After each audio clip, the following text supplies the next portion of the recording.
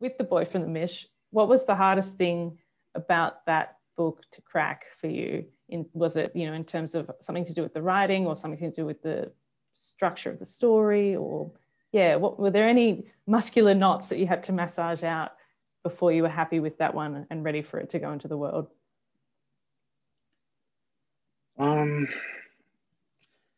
Yeah, I think the biggest issue I had was,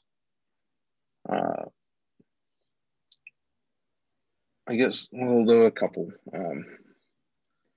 I think the main one was, that there weren't other things happening in the story. It was all about the love story.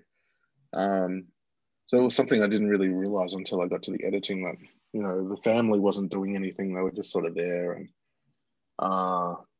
the whole story with the racist boys in town didn't exist. So it was all very much about the love story and about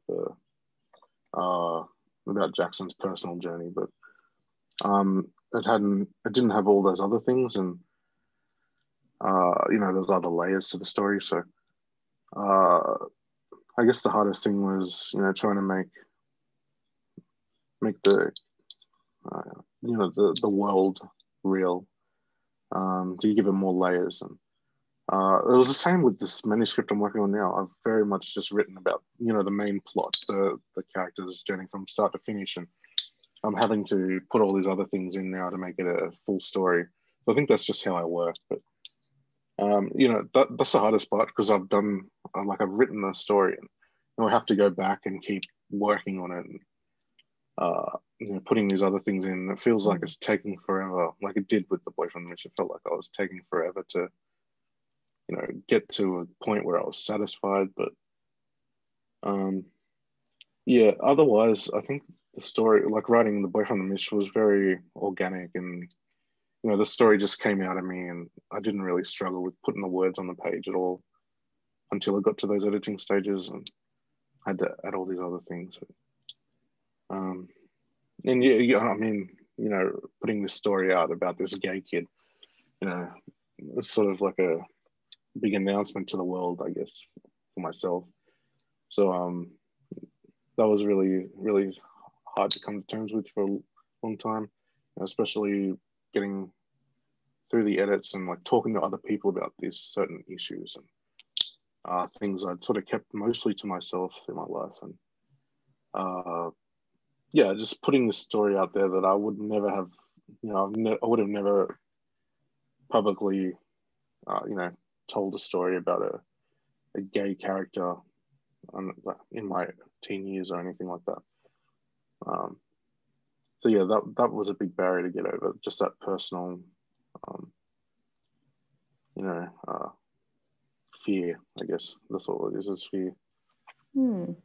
Yeah, and I mean, I'm so glad you did, because it is a beautiful book. And I think when it did come to, I lied when I said I only had one more question. When it did come to getting over that barrier, was there a key thing that drove it? Was it reading the other work, or was it something in your own personal life that made you ready, or was it just a matter of self-acceptance and that's when your art can kind of flourish, when you've reached that stage?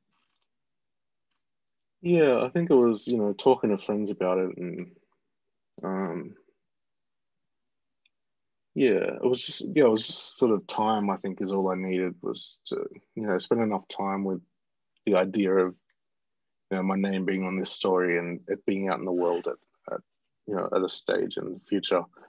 It was all I needed was time, I think. I did talk to, I spent a lot of late nights talking to friends about myself and the fear I was having. That all helped. But I think the main thing was I just needed the time to brace myself, or feel confident enough and ready for the story to come out. And